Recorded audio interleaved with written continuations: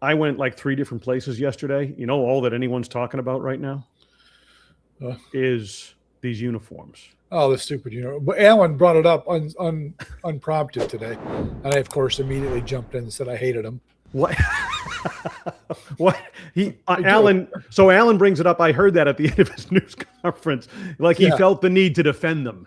Like I heard him say, "Go easy on the uniforms, guys." Yeah, because he probably had something to do with them, I would guess. They look like I don't even know. They look like shit. Like a bad option for the Detroit Lions. Yeah, One. I know, my right? initial reaction. I mean, I get like the sentiment behind them and what they represent in a new era and all of that, which of course was Alan's message. I mean, blue collar community, nickel, you know, all of that. I save it for the pod. This is the pod. Oh, we're on. Are we live? Yeah, we are on right now? We're on.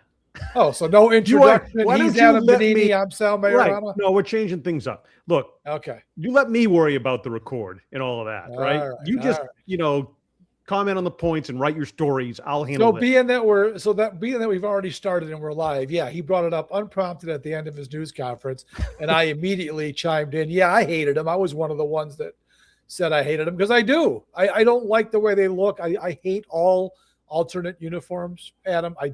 Wear your damn colors. It's always been my philosophy with uniforms. Mm-hmm. Your stupid Red Sox with the dumb pajamas that they wear 3 times a week. I hate all of it. That's why the Yankees, pinstripes at home, grays on the road, period. So I didn't like these. Now, for me, for someone who hates alternate uniforms, I actually didn't mind the ones they wore last year. I kind of liked that all white because I like all white. Those looked kind of cool. Yeah, but they got their ass kicked to me. They got their ass kicked in the all white. And he made that point. He said, well, we lost in those uniforms. So, okay, well, they're going to get I'm not sure what game they're going to wear these for, but I didn't like them. I think a lot of people didn't like them, at least from what I saw on social media. There weren't too many good comments. But, yeah, that was kind of funny that he brought that up unprompted today. Yeah, well, because they've taken so much shit for it. That's why. And I'm trying to like them. You know what will make me like them? Win in them. Win. I don't care if they win or lose in them, Adam. Wear your home blues and your road whites, and I'm perfectly good. Yeah. All right. And I did like the whole red. I do believe Alan referenced the old, meaning, the red helmets, obviously, what they wore against the Jets at the end of the regular season, that would be just huge, right? I mean, that would be a popular decision, obviously. Yeah. But they have to sell like the red helmets. They have to sell new. They have to sell, this is what this is. It's a theme. It shows appreciation. It also is an attempt to help the bottom line. Exactly. Right? That's all exactly this is about. Don't give me this about, they're appreciating history. Bullshit. They want the money that's they just paid $2.2 billion for a stadium, minus the $800 million the public came up with. So yeah, they got to pay for it, I guess. All right. So whatever. I guarantee you, Josh Allen just sold them probably $100,000 worth of merchandise. He probably did. Because he's on board with them. So right away, I'm sure they're selling out at the Bills store as we speak. In case you didn't know it already, this is Believe in Bills, presented by FanDuel. Sal Mayorana and his Rochester Democrat and Chronicle Blues, traditional, right? Wearing my uniform. There it is. And there he is. It's an ever recognizable. Look at that dorm room bed behind you and everything. I know. And the oak furniture. This is St. John Fisher. Yeah. This is the media dorm. Dorsey, right? That hasn't changed. Yeah, we're in Dorsey. Yep. And it is day 1 of training camp. So let's get to some of the issues with this team. And again, not a lot has changed. As you said, there's not a lot of news on day 1, barring some sort of injury, which there didn't appear to be, thankfully. But you did hear Joe Brady take the mic again. First training camp, a lot of firsts for him as a first-time head coach. And I did think he was pretty deliberate in trying to at least set a tone of what he expected with the early start time for practice to maximize through the course of the day and not have a dinner too late, for example, to if it's raining or whatever, we don't care. put your uniform on, or, no pads at this point, but get out there and just play football. So a lot of, I sense, tone setting from him. Yeah. Did you read anything into what he had to say? A lot of coach speak too is what we heard from Brady, but we usually do. I find it interesting, Adam, that he's all gung ho about these 8 or 8:30 in the morning, start to the day and get practice, get our day started. Yet he's already told us when the regular season starts, everything's getting pushed back. They're not practicing until late in the afternoon. So he's speaking out of both sides of his mouth. I mean, do you want to get your day started right away and make the best use of your day and have dinner at the same time? Or are we going to go regular season when you're not on the field until 2:30 and you're certainly not having dinner at the same time? So I just didn't understand what the hell he was talking about, but whatever. It's all about, coming into camp, setting the tone, setting the culture. He's done a lot of that already back in OTAs and mini camp. It's just what coaches say on the first day of training camp. Anybody who's really paying attention to coaches' press conferences in July is probably looking too deep into the read between the lines stuff. It's all a bunch of coach speak. Whatever. Get your day started. And they got it started nice and early on a rainy day. It was miserable here. I can't remember a camp day really in the last few years. They've had really great weather, and it's not totally unusual in July in Rochester, but they just have not had any rain. And this was miserable all day. I think there was a good crowd, but I think it was definitely tamped down a bit. There wasn't quite the same enthusiasm I think you get on the first day, but it was for obvious reasons. It was just not a fun day to be out there. I did hear a couple of questions that kind of cut to the real point with Brady, and that is the lack of a runway based on the expectations, right, for a first-time head coach. Yeah. He's stepping in to the furnace, so to speak, in terms of a team that's fallen short of the Super Bowl, and that has to be the goal there. Vegas has them. FanDuel, presenting sponsor for this show and others here on the network, we've repeated that. They are second to like the Rams in Super Bowl odds, and with a fair number of questions or whatever. But Brady did his best to handle that, right? Talking about how he doesn't know of any coach who thinks of their first year as a ramp up, despite whatever the expectations are. I thought he handled that well, but obviously, the truth will be, and we'll learn that during the regular season and the postseason or whatever. But he took that as you'd expect him to, I guess, is my point. Yeah, I think part of his confidence and the reason why he's saying he's not feeling pressure, because he's been here, right? He's been here since 2022 when he came as the quarterbacks coach. So he's ingrained in, this organization. If it was a new guy coming into this job, like say they hired from outside, one of those young guys they interviewed back in the process, that guy would have come in here. There would have, because you had gone outside the organization to bring the guy in, and there would have been a lot of pressure on that coach as a first-year guy to pick up with this team that's already a Super Bowl contender. So I think the thing with Brady is that he's been here, he's been through the wars with these guys, and I think that's why he's not maybe feeling that expectation and that weight that is being placed on the Bills this year. So that's where that I think that comes from, Adam. But I don't think there's anybody with a rational mind who doesn't think that there's some pressure on him and this team this year. They made specific changes to this team, really the first major significant changes they've made, maybe since Brandon Beane has been here, right? So, yeah, and it's going to have to work because Beane himself could be on thin ice if this thing goes sour. I think there's a lot of pressure on this quarterback, this coach, and this general manager heading into 2026 here.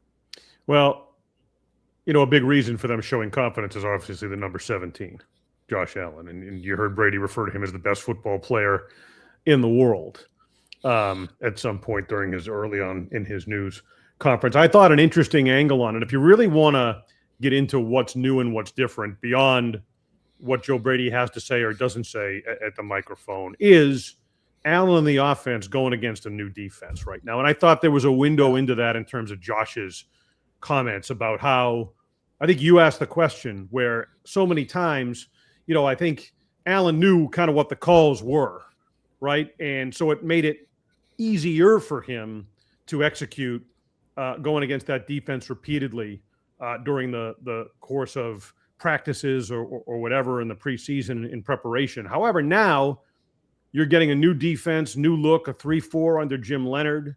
Allen, I thought it was interesting. He referenced that they're going to see a lot of this type of defense during the course of the season, so there could be some benefit to this. But it's a whole new set of circumstances for him in terms of trying to figure it out when they go 11 on 11 in practice. Yeah, I asked him point blank. I said, did it at some point get kind of stale going against the same defense? You know, Sean ran basically the same defense for the whole time he was in Buffalo. And he sort of admitted, yeah, I mean, there was times where I knew what they were doing before I even got to the line.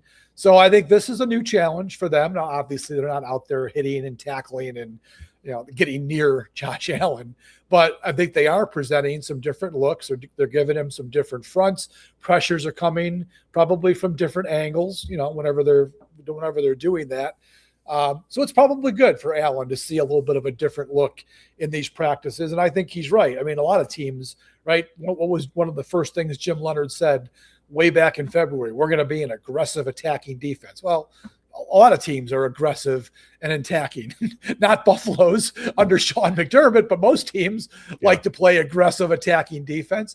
And that's what Buffalo is going to do under Jim Leonard. And it's what they're going to see, I think, a lot throughout the league. And I think it was Bean who mentioned right off the bat, week one, they're going into as hostile an environment and, you know, a good defense as there is in the league in Houston. So it's good. It's good for Allen to get a little bit of a different look in these practices. Another key component to this point in the opening of training camp and the run of 6 weeks here is developing chemistry. You saw some of that during the offseason program, but now, you know, you tell Allen and DJ Moore, and I think Allen talked about that today a little bit, where he found himself sort of trying to aim it a little bit instead of just put it to an area and giving the receiver a chance to make the catch. It's a process for any quarterback and any receiver to get on the same page. What is your sense of where things stand between Allen and DJ Moore as training camp gets underway? Yeah, I mean, I think it's a work in progress. They spent the whole spring, you know, kind of learning each other, body language, how DJ Moore is going to break out of his breaks, you know, where Josh Allen throws the ball, all that stuff. They were working on all that in the spring. It's exactly what that time is for. Now they need to start fine-tuning things within the structure of the offense, right? Now they've really got to drill down and get ready for the season. And there was a play today. In fact, it's on Twitter. The Bills media team, they do a great job filming. They're really good at what they do. Somebody had a great video of a dime that Allen threw to Moore on the sideline. It was going away from us. I was watching it from the press box. And you can't tell from up there how good a throw it was. They got the view from right on the field, the ball coming right at them. It was a beautiful throw. So, boy, you hope for more of those as the summer goes on and carrying into the regular season, because that was a beautiful play. Look, he's a good receiver. He's probably the best receiver on the team, and you really hope that everyone stays healthy and that these two can get on the same page and become a force, but, you know, between the two of them. We've talked about this, right? If Connor McGovern wasn't the most important move they made in the offseason because they needed to get him back as the center, it's DJ Moore. He's the new toy for Josh Allen to play with. So they need to get on the same page here at Fisher and then obviously back at the stadium. Another very expected storyline, building up Keon Coleman at this point. Yeah, it's become an annual rate, a rite of passage over here. And here we go. And a lot of the expected things were said.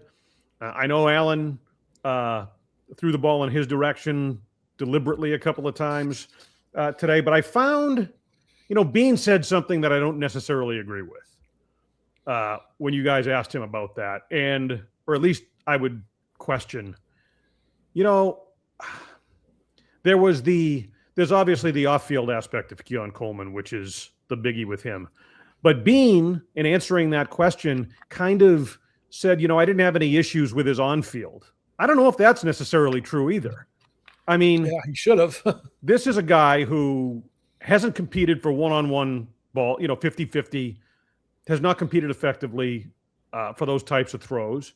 I mean, I think there's plenty on the field that you can criticize Keon Coleman for. So again, your take on that that's my 2 cents. Your take on that whole storyline and what you saw.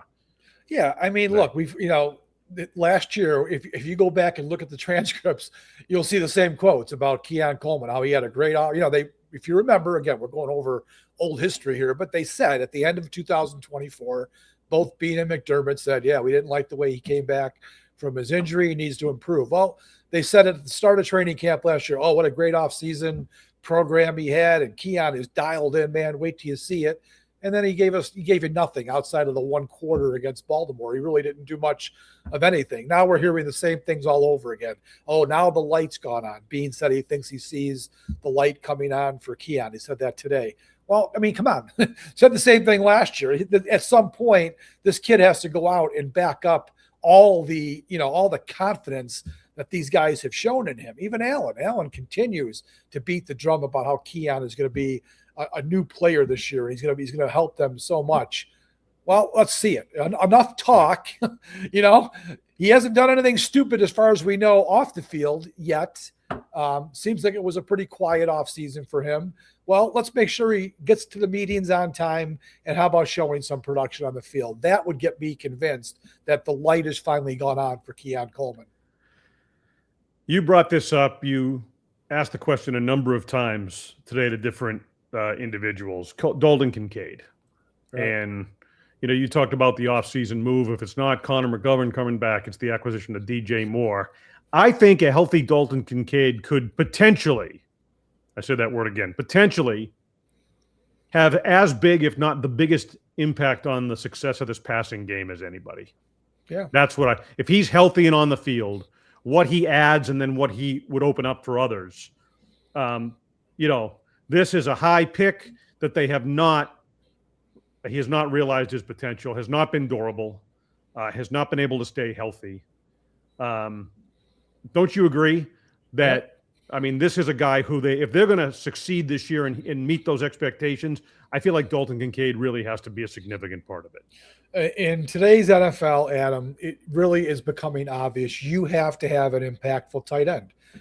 So many teams have gone out and drafted guys high at that position. Wasn't one that got drafted high for a long, long time. Now teams are going first round. They're picking tight ends like the Bills with Dalton Kincaid. It's a premier position now. Teams will use 2 tight ends on the field at the same time, way more than they ever did. So they need to get more from the tight end position. Knox is a good 2-way guy. He can run block. He can catch the ball, but he's never really been an impact player. He catches some touchdown passes. I'll give you that. But as far as like the big plays, you never really got that from Dawson Knox. You're probably not going to get that from Jackson Hawes. He's a blocker first tight end. They need Kincaid to be a threat down the seam. They need him to be the guy that they told us he was when they picked him in 2023. A guy who could stretch the field, get down the seam, open things up, by drawing coverage, opening things up on the outside for the boundary receivers. That's what he has to do. And, if he's healthy, I think he certainly has it in him. We've seen it. We've seen it in flashes. Hell, last year, Bean had the numbers at the ready when I met him in his office way back in whatever it was, February. Well, when he's on the field, look what we do. We score a touchdown more per game. Yeah. We were 10-2, I think, when he played, or 10-3, counting the playoffs. Yeah, I do see that, but you need more. You need more from Dalton Kincaid. This is a huge year. He's got the 5th-year option already exercised, so he's got 2 more years here, but it's time. It's time for him to be the breakout player the Bills have hoped he was going to be. And so, you talked about a lot of the expectations, obviously, on Brady and on Bean, given his new role, how things went down, and the firing of Sean McDermott, and Bean with more power now as president of football operations on top of it. We kind of know, independent of the discussions we've had, we have a sense of what this offense is going to be. The defense, we don't know how far along it is. I know Bean was asked about what the expectations are.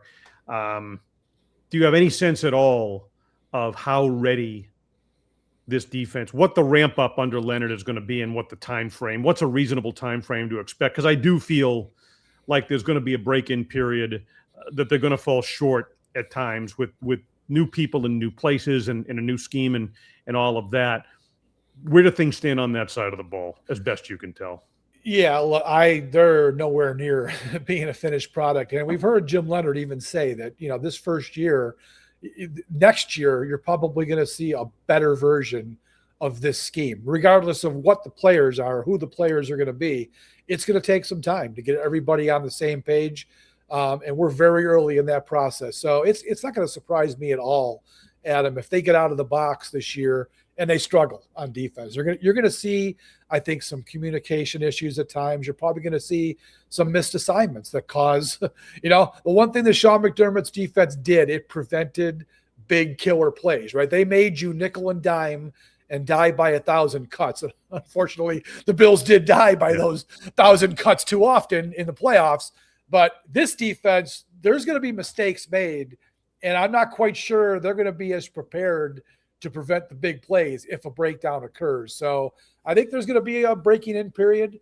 They're going to do the best they can to use this time to get everybody ramped up. They have to hope for good health, because in this situation, it would really be detrimental if they have some injuries, right? You've got all these guys, starters, trying to learn this defense, let alone the backup guys who would have to fill in. They need a good, healthy training camp and ramp up to the season for this thing to even have a chance to get off to a good start in Houston. So speaking of health, Michael Hoyt, able to go essentially full go today, right? Yeah. Coming off that Achilles. He's going to be a key player for them if he's healthy. Sure obviously. is. Just anything in terms of thoughts that you saw, what you saw from him or anybody else along that line as they try and get everybody up to full health and full speed. Yeah, Hoyt was out there. I mean, I'm sure he had a few plays off, but he was out there pretty regularly. He wasn't on the starting unit. They had Rousseau and Chubb were the guys with the first team, and then Hoyt would sub in. Javon Solomon was part of that. Mike Dana was part of it. So it's good to see him in the 11-on-11, right? I mean, all throughout the offseason, mostly in individual. A lot of it was just off to the side. And then as the offseason went on, he was getting into the more of the individual drills. This time he was in some 11-on-11. So that's really good. In fact, Bean even said, or Bean or Brady, one of the others said, it's almost you have to back him off because he wants to be out there for every single play. So you've got to actually work against him and tell him to slow it down. So I said this all along, Adam. I thought he'd be ready for week 1. I mean, he tore it in early November. So you're talking, about 10 months between then and the start of the season. I always felt he was going to be ready to go. And I think they're just going to be monitoring him to make sure. And then hopefully he gets through it because I want to see more of him.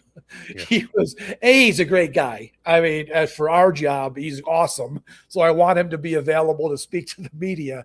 But B, in just the 7 quarters he played, you could see what he can do out there. And this defense is probably better suited to his skill set than the previous defense, because in that defense, they had him as a 4-3 end. Here, he's going to be an outside linebacker who can do a little bit of everything. So really excited to see him. I just hope that he gets through and he's healthy. All right, that covers it for day 1 anyway. I know that folks can follow along almost up to the minute in terms of practice, not only with your X feed, but for the DNC, you've got a live blog going, right? Yeah, we're going to do a live blog every day of training camp here. I don't know if we're going to do it over in Buffalo, but yeah, so we've got a few of us contributing to that, photographers and myself. So just trying to give people, kind of who aren't here a feel for what's happening. That's what the live blog is all about. So yeah, I appreciate you shouting that out. And then I'm going to be writing some observations here after we're done, and I'll get that published on the website too. All right. Back in the groove, Sal Majorana, Dorsey Hall, St. John Fisher, and Pittsford. Bill's back on the field for training camp. Sal, thanks, man. Appreciate it. We'll check in later in the week. Leaving Bills, we're going to be ramping up multiple shows per week, obviously, now that the team is back and the training camp is underway. So for Sal Majorana, the Rochester DNC, I'm Adam Benini, WGRZ TV, Sports Talk Live Buffalo. This has been Believe in Bills, presented by FanDuel.